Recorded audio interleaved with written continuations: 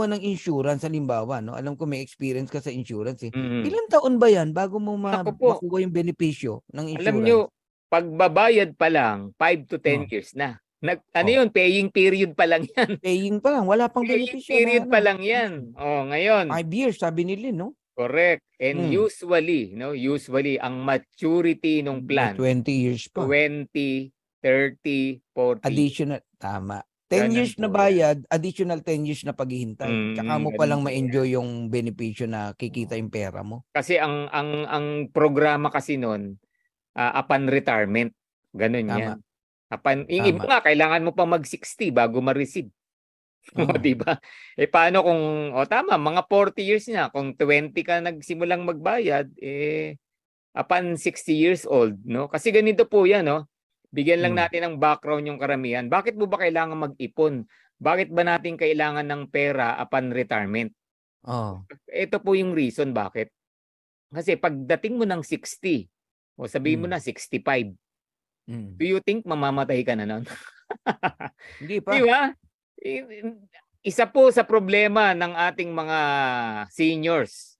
Pagdating mo ng 60 at wala kang trabaho, would you believe 20 to 30 years ka pang mabubuhay sa mundo?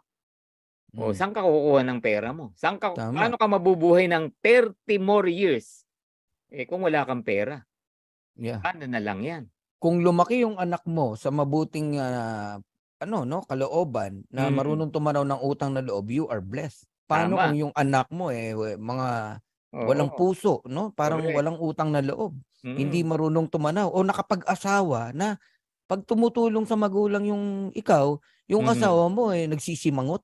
Tama. May ganun, di ba? Tatawag kay ate. Sa'yo na si nanay, 1 linggo na sa akin dito Nag-aaway na kami mag-asawa. Naku, sakit Tapos po sa puso niyan. naririnig mo yun. Pinagpapasapasahan ka, di ba?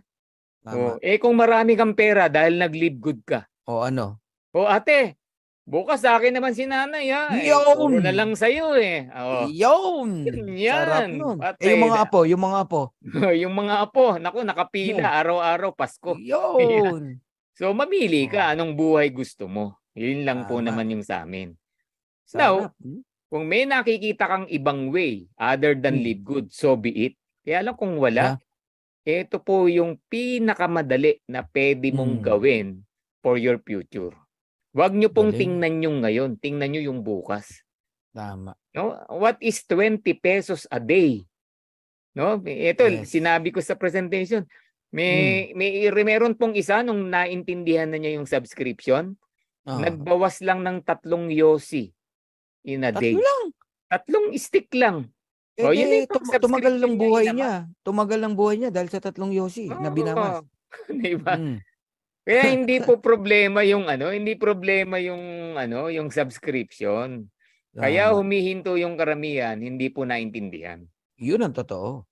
Kaya bilang kaibigan, wag na nating i-upline, wag na nating leader, kaibigan na lang. No? Na-i-share mo sa kaibigan mo, nag-join yung kaibigan mo, payong kaibigan. Wag mong i-stop sa malaki mawawala sa iyo. Ganun po yan. I-treat mo na lang as ipon yan, yung 580, 590 o 600 pesos a month. Ipon mo na lang yan para sa sarili mo. Yeah. May mga ilan naman, Coach Ferdy, na experience, no? Nagbabayad sila ng insurance, no? Quarterly, annually, one day biglang di na nakabayad. Yun ang masakit. Ang nangyari, wala na, napabayaan na, wala na nakuha. Walang nakuha. Wala, lumipad na yung pera nila. Tama. May ganun. Ganun po sa insurance. Tapos meron pang isa, according kay Patricia Plata, na knowledgeable din sa insurance, no? 15 years kang nagbayad, tapos yung 100,000 mo, magsisimula ng kumita ng 1,100 pesos. Grabe, no? Grabe, 15 years ka naghulog, no? Magkano kaya hinulog mo for 15 years? O magkano nahulog mo? 1,100 lang kikitain mo. Ang insurance ngayon, yung 20,000 a year, maliit na yun. Tama. Maliit na po yan. Yung may yung may investment iba po yung insurance na yung accident lang, yun mura lang yan. Pero walang ipon yan. Kailangan mong mamatay muna bago ka may makuha. Parang protection lang po yan. Pero yung Insurance na merong investment, maliit na po yung 20,000 annual. Ewan ko may makuha pa kayo na 20,000 annual. Na maganda-ganda yung return, ha? Yung balik, ha? Nako, sa mamahal po ng mga insurance. And how sure na ikaw may kapasidad na kaya mong bumayad ng yun. Ngayon, may pambayad ka. After the ilang years, biglang wala ka ng pambayad. May mga ganun na mga pangyayari. Variable daw, sabi ni Cesar. Yun, variable insurance. Variable. Oo. Hindi na tayo lalayo, SSS. Dami, SSS. naka-SS, di ba? Mandatory pa nga yan. Pero 40 years ka, magbabayad. Minimum 10 years, ha? Minimum 10 years. Ngayon, narinig ko sa'yo. Kang pension na sobrang liit. Ngayon, narinig ko sa'yo, Coach Perdi, na dito, ang para ka lang naguhulog, no, na parang 3 yosi lang, no, araw-araw. And sabihin na natin, isang buwan is 590 pesos. Saan ka pwedeng dalhin ng 590 pesos mo na binabayad mo after 2 years, 3 years, o 5 years? Sa Live Good. Pag sa Live Good mo, nag-aantay sa atin. Okay? Grabe, kakabaliw. Yung 2 years, di ba? Kakabaliw talaga, no? Yung 2 years mo, ito, lagi nating naririnig, minimum 100,000. Di ba? Sabihin mo na, minalas ka. Hindi mo nakuha yung 100,000, kalahati lang. 50,000 monthly. O, yan. Wow! Okay. Wow! Okay na ba yun?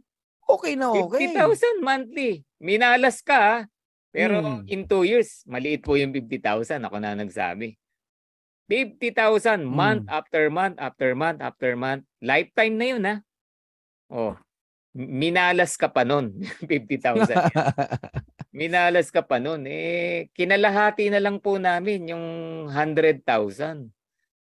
Huwag ka dun sa minalas, Coach Perdi. Huwag ka dun sa minalas. Lalo na masipag ka. Kung masipag ka, hindi po 100,000 yan. Maliit ang 200. O siguro 500,000 ka yung after 2 years mo. Yun yung pinakamaliit mo. Sa masipag yan, ha? Sa masipag. Monthly yun, ha? Monthly yan. Monthly. Lumiit man yan, 300, 400. Pero wala pong lumiliit na monthly income sa Live Good. So assuming kikita ka ng 102,000 after 2 years o 3 years, no? Magkano naman ang magagastos mo sa subscription sa Live Good in 2 years time? Yun ang good news po namin sa inyo, no? Pag nag-compute ka po, mo, magkano lahat na ihulog mo ng 2 years? Pag nag-compute ka ng iuhulog mo, isama mo na yung one time na 49.95. No, sa 2 taon 13,000 pesos lang. Oh my God. Ganun lang kaliit. Teka muna, ikakat kita diyan, Coach Perdi. Si Abet. Sabi niya rito, ako naguhulog sa AXA 33,000. Sabi niya. 5 years. 5 years. Makatanggap daw ng 5 million. Lumipas daw ang 5 taon. Di pala pwede makuha. Tsaka na raw pag nag 60 years old siya. Kaya 5 million. 60. It takes maghihintay ka.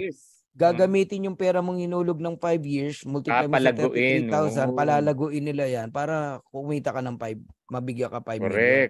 Kung buhay ka pa, no? Oo, ang tanong. Gasino na lang yung 5 million pagdating mo ng 60. Ngayon, sa Live Good, 5 sa Live Good, kung 2 years, nagpa 5 million ka. 3, sabi mo na 5 years. Hindi ka ala pang 60, nagpa 5 million ka na. Yung binayad mo ba, inabot ng 5 million? Yung binayad mo na subscription, 5 million ba? Ay wala. 13,000 lang, sabi mo. Baka wala pa kang 50,000 yan. Kung 5 taon, ha? Grabe naman. Saka kumukubra ka na, 2 taon pa lang. Guys, nagkakaroon na kayo ng idea. What is Live Good? Who is Live Good? Ano ang kayang potential na kayang ibigay sa mga tao kung ba't ang daming masaya rito?